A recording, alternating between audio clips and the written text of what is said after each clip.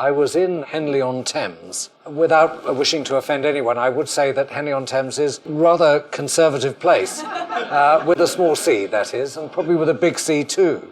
After I'd finished talking, I was in the theatre there, and a couple came up and asked if I would sign a book. And they were a middle-aged couple, very pleasant people, and I always ask, and who should I sign it to? And they said, well, we'd like you to make it out to our son because we'd like him to come out. And I thought this said something really very important to me about not characterizing generations in any particularly fixed way. I'm quite old. I was born in 48, and when I was at university, it was still illegal to make any homosexual act. The Wolfenden Report, a decade in its thinking, after it had been published, eventually was passed into law in 67. I was also the son, I was the son of a late mother who was an extraordinary survivor. She'd survived Auschwitz, and her two rules of life were, make sure if you're going to survive, never tell anyone a secret, because a secret shared is no longer a secret, and they'll use it against you. And secondly, remember that when the going gets tough, all minorities are hurt by the majority. It was pretty clear to me that by the time I was leaving Cambridge, it was not a good idea to expose my sexuality. And so I lived a double life, made you feel like a double agent, you know, sort of, you had the legend and you had the reality, and you never let them come together. And I got very practiced at that, and I knew how to adjust stories in a way which never let on, apparently never let on, about who I was. And I did that for many years. And when I joined the board of BP, for example, in the early 90s, I remember being listening to a conversation about the selection of a very senior member of the company, where the people selecting said, well, of course, he could be a bit of a risk because he's just got divorced. And I thought to myself, I wonder what they would have said had a bit of a risk. He's queer. And so that was the environment. And I carried on until I became very well known. And I realized I couldn't go out as a secret because everybody knew who I was. So I made a whole series of really dreadful judgments, because I decided the safest way to do this was to go onto a website, a primitive website, and get an escort. So I thought that was safer. And then I decided that I could build a relationship with him. And then when he sold his story to the Sunday newspapers, I took out an injunction against it all, and those were the days of super injunctions. In so doing, I perpetuated a myth, a story, which was a lie, in the witness statement, which I corrected thereafter, but the die was cast at that point, and I was outed in May 2007. And when you're not yourself, in one way or another, something bad happens. The second thing I observed was people, very well-meaning people, talking about being yourself, coming out, being yourself in business. There are plenty of stories which are heart-rending about how people weren't and how eventually they came out, and a woman engineer in the United States who eventually summoned up the courage to come out. She got all her colleagues into her office and said, you know, I want you to imagine what it's like to be in the closet by taking off your wedding ring, taking down all the photographs of your family, changing he to she to he in the description of the weekend, and not being able to visit, which is still the case then, your partner, your lover, your wife, your husband, in the hospital when they're ill. It was all these stories, and I said to myself, the key thing that I remember, I still believe very firmly in business, is that you need to have role models. When you talk to people about what they might want to do or what they should do, the very best way of getting people to believe you is to show them how other people have done it. Real people, not just theoretical people, and getting people to identify a bit with them. And I've realized that in business there weren't that many out role models in big business, in corporate US, corporate America. When I looked at the S&P 500, the FTSE 100, there were actually no out gay CEOs. And I said, this is statistically improbable. Either people have deselected themselves, or they've been unable to take the risk of being themselves, or maybe they've been discriminated against. And the lack of role models leads people to have an understanding, a theoretical understanding of what to do to make it safe for people to come out in business, but no real examples. And now we have two, which is good. Laud and applaud role models, because they're the people who will make a difference to you when getting people to feel safe to come out in business. What I've observed is, speaking to people around the world, I get lots of stories of people who say, no, I'm not prepared to come out because I think it's unsafe. Something will happen to my career. In a very competitive environment, the choice between two people, a more conventional, unconventional, from the selector's point of view, it may be damaging to my future. So I'm not prepared to come out. Equally, there are plenty of others who also come out.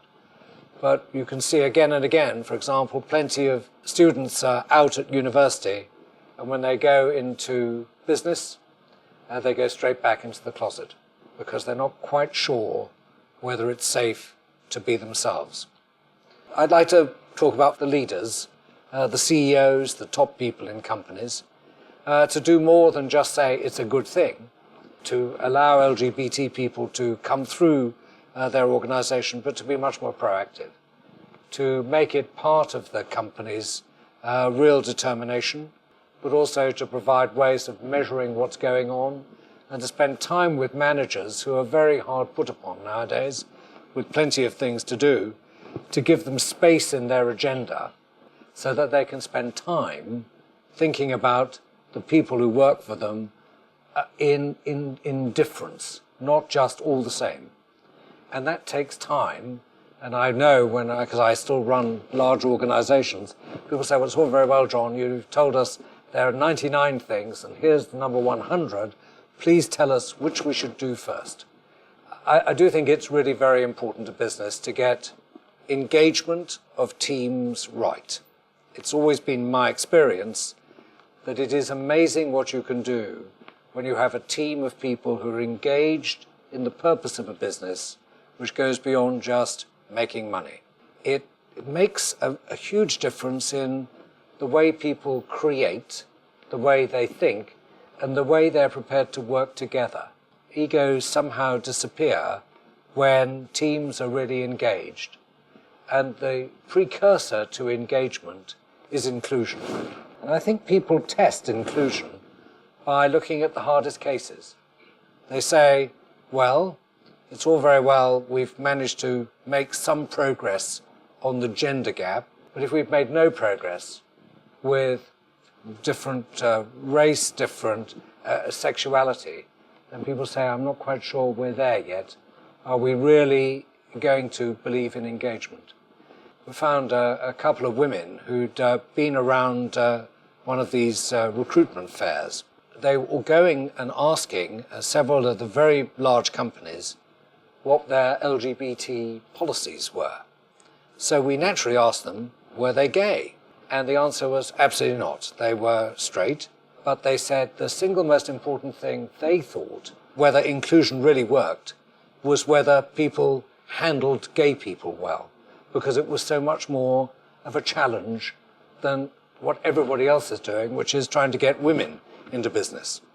And this is where I think it all ties in a corporate sense. So long-term studies show that engaged teams produce higher returns than unengaged teams. And the more engaged they are, the more returns there are. And so over a 20-year period, you can assume that if you hit the high point of engagement, you should be able to make 2% per annum higher return on equity than those who are moderately engaged. Now, for those in business, a 2% return per annum, you do an awful lot to get there. You have to cut a lot of costs, and if you can get that by doing some very simple things to make people feel that they can be themselves in business, then you're on a winner. And so I think that there is no argument against making sure that inclusion is right at the top of the agenda. Come back to saying, when you talk to managers, it seems to me you say, well, of course the important thing is to do is whatever you can in an ethical way with what you've got to make the highest returns. And the number one thing you should start thinking about is engagement, which means inclusion, which means handling your attitude, your stance, and all the things you can do to make it safe for people to be themselves in business. That applies to the Western world. It applies to a lot of the world. It doesn't apply to 77 countries in the world, where, of course, either promoting or taking or acting in a gay way could either send you to prison or give you a death sentence. I came to London about 30 years ago with nothing, I'm proud to say. Luckily for me, London's a meritocracy, and I think if you're prepared to make the effort here, you can get on. And even at that stage, it was a very inclusive city and a very wonderful city. Now, I decided to set up a business that helped people in HIV and high-risk groups in the financial services sector. And it was an incredible time, because until then, no one with, in inverted commas, anything to lose would dare come out. And certainly anyone in business. And I remember that when I set this business up, the word gay was used in every interview that I ever did. A gay financier, I'm Massow, gay this.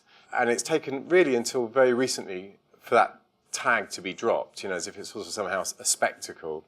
And it was everywhere. It was in all the financial papers.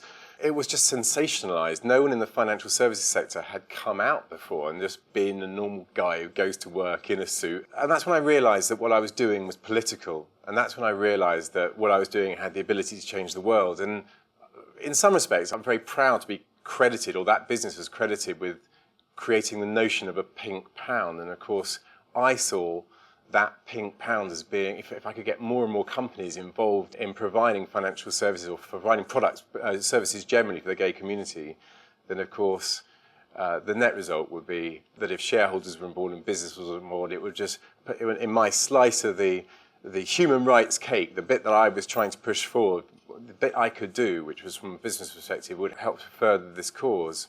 We couldn't help lots of the people who came to see us, in fact. If you were HIV positive, you basically had a death sentence in the early 90s, probably convert to AIDS and die within 12 years. And financial services companies knew this, so you couldn't get mortgages, you couldn't get life insurance, because it was all bound up together. The best you could do was offer advice, and we didn't have the heart to charge anyone for advice, because they were in such, often, sometimes they lost their jobs, they weren't in a position to write checks. But what happened was we became one of the largest financial services companies in the country. We were like the third largest financial services company in our sector, with branches all around the UK. And there were people coming to us, regardless of their sexuality or their HIV status, because they liked what we did. They suddenly understood. It was transformative, and slowly lots and lots of other groups started to come out. I created an online social network called Jake, which is a social network for gay people gay professionals to come and meet. These days, every single company in the city seems to have an LGBT department and a sort of a whole network, LGBT network. Politics, when I moved to politics, I remember the hardest thing for me was coming out as a conservative, harder than coming out as gay. Because it was easier to declare, to wear the clothes of a sort of left, sort of socialist Labour supporter, and it still is. It's still almost, I feel, like a tribal instinct of people who are in minority groups generally, but especially the gay community, to identify with the Labour Party. And of course, I wanted to be a conservative because I believed in small state and low taxation and buying my own house and all that sort of stuff. I'm right up with the Conservative programme, and I needed to bring the Conservative Party to the centre. And my way of doing that actually was to be Margaret Thatcher's official escort at the 1999 conference in Blackpool. And of course, hundreds, maybe thousands of my customers cancelled their policies. And so it was, in one day, my best day and worst day. And those photographs still follow me around, even though that was completely, really pre-internet as we know it. What I was doing there was, as I was doing in business, I was walking tall and proud but this time in the Conservative Party, and showing that, by example, the Conservative Party must be moving to the centre, because there I was with one of the greatest Conservatives that's ever lived, and someone who would have been accused of being further to the right. Now, today, as I said earlier, we've got LGBT groups everywhere, and if you were to be at Cambridge today, you would probably find it easier to get into your industry or into many industries, like law, legal profession or other financial services, because according to my friends at university, there are all these kind of LGBT awareness days or open days held by Goldman Sachs, and many of my straight friends think it's slightly unfair now. They almost wish they could be gay because they feel there's more, it's kind of easier to interact with companies and get those interviews. And the question, I think, and you kind of alluded to it slightly, the question is this just window dressing, or is it just nice that we live in a more equal society? Or actually, is this good for business? I asked myself, what does a gay person, LGBT person, bring to the story if I'm an employer? Well, they're snappy dresses, you can see. But they have incredible social mobility. Now, I don't know if that's because they were chameleons as young people, pretending to be the sorts of people, having to work out how other people behave and sort of mimic them. Or I don't know if it's also because I could very easily be Lord Browne's friend by accident, by virtue of our sexuality. And as I've travelled through the gay community, I've come across people from all different kinds of backgrounds. And it seems to bridge those social divides. And I think that can be very useful in business. They're also geographically very mobile. It's easy to send a nice young gayer off to New York or something like that. They're going to have fun. They're less likely, though that trend is changing, to be taking a family and children with them. But there's another thing that came up, and I was really interested in it. I spoke to a young man actually who was offering me help on my campaign, and he works in the city, works on the stock exchange. He's out and completely happy, and he was a real lad, just a normal guy. And he said that what he conveys when he talks to people about his sexuality is authenticity. And now he uses it as a device to gain people's trust, where in the old days people might have gone to golf clubs or gone shooting. He was finding that people instantly just trusted him, they respected him, and across the board, no matter who he was talking to, it was an instant in. Of course, it's important for business, and of course, it's important for the individual. But why is this important for London? And of course, that's very pressing or very important to me. I see London as a flag bearer for human rights, and it speaks to the issue that you talked about in these 70-odd countries where being gay is not tolerated or could even see being executed. It's not just LGBT issues. It can't be much fun living in Beijing and seeing the rest of the world using the internet freely, or being in Dubai and not being able to drive a car or travel without your husband's permission. So London is a flag bearer for human rights. And of course, I had this sort of dream that sane, uncomplicated, modern minds running this city will inadvertently, because of the way they live their lives and the way they run their businesses, be flag bearers for how a great city should be. And when I travel to these other cities, so I love going to these wonderful places. I love my visit to Beijing and meeting the Foreign Office. Well, I know that one day their city will look like London. London's not going to look like them. We're not going to go in that direction. There's no way there are any Putin-esque restrictions going to be placed on our people. And that is politics.